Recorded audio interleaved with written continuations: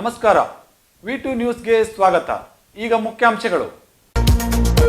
ಭಟ್ಕಳದ ನಗರ ಠಾಣಾ ಪಿಎಸ್ಐ ಶ್ರೀಮತಿ ರೇವತಿಯವರು ಮೇಲಧಿಕಾರಿಗಳು ತಮಗೆ ಕಿರುಕುಳ ನೀಡುತ್ತಿದ್ದಾರೆ ಎಂದು ಆರೋಪಿಸಿ ತಮ್ಮ ಹುದ್ದೆಗೆ ರಾಜೀನಾಮೆ ನೀಡಿದ ಘಟನೆ ಭಾನುವಾರ ನಡೆದಿದೆ.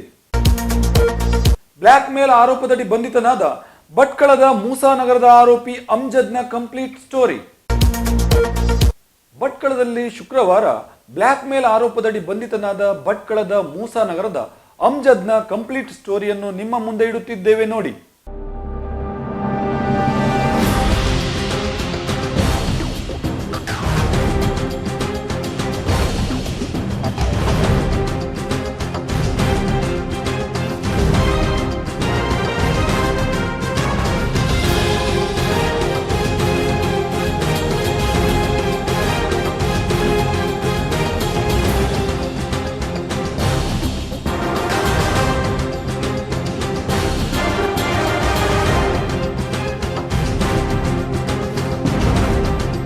ಅಮ್ಜದ್ ಇವನು 2000ನೇ ಇಸ್ವಿಯಲ್ಲಿ ತನ್ನ ಊರಾದ ಕುಂದಾಪುರದಿಂದ ಭಟ್ಕಳಕ್ಕೆ ಬಂದಿದ್ದು.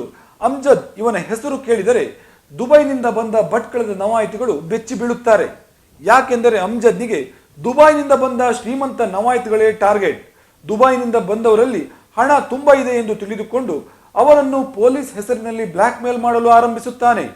ಅವರು ಹಣವನ್ನು ಕೊಡದಿದ್ದರೆ ನಿಮ್ಮ ಮೇಲೆ ಗಲಾಟೆ ಕೇಸಿದೆ, ಆಕ್ಸಿಡೆಂಟ್ ಕೇಸಿದೆ, ಬೇರೆ ಇನ್ನಾವುದೋ ಕೇಸಿದೆ ಎಂದು ಹೆದರಿಸಿ ಹಣವನ್ನು ಪಡೆಯುತ್ತಿದ್ದ. ಅದಲ್ಲದೆ ಇನ್ನೂ ಒಂದು ಹೆಜ್ಜೆ ಮುಂದೆ ಹೋಗಿ ದುಬೈನಲ್ಲಿ ನೀನು ಕಳ್ಳತನ ಮಾಡಿ ಹಣ ತಂದಿದ್ದೆ ಎಂದು ಹೇಳುವುದೇ ಈತನ ಚಾಳಿಯಾಗಿ ಬಿಟ್ಟಿತ್ತು. ಇವರು ಯಾಕೆ ಅಮ್ಜದ್ಗೆ ಹೆದರುತ್ತಿದ್ದರು ಎಂದರೆ ಇವನು ತಾನು ಪೊಲೀಸ್ ATS ಎಂದು ಹೇಳುತ್ತಿದ್ದು ಏನೂ ತಿಳಿಯದ ಮುಗ್ಧ ಜನರು ತಮ್ಮ ವೀಸಾ ಮತ್ತು ಪಾಸ್ಪೋರ್ಟ್ಗೆ ಸುಮ್ಮನೆ ತೊಂದರೆಯಾಗುತ್ತದೆ ಎಂದು ಅವನು ಕೇಳಿದ ಹಣವನ್ನು ಕೊಡುತ್ತಿದ್ದರು ಎಂದು ತಿಳಿದು ಬಂದಿದೆ.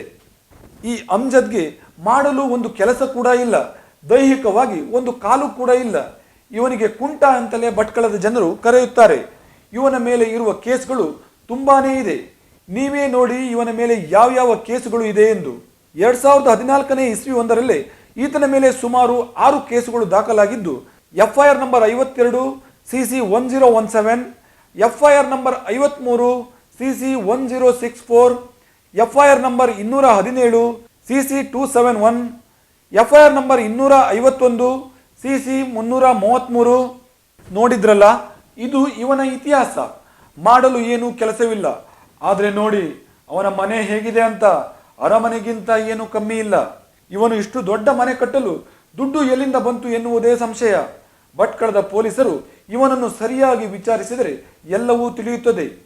ಇದು ಅಲ್ಲದೆ ಇವನ ಬಳಿ 2 ಕಾರು, 1 ಜೀಪು ಹಾಗೂ 1 ಎನ್ಫೀಲ್ಡ್ ಮೋಟಾರ್ ಬೈಕ್ ಕೂಡ ಇದೆ.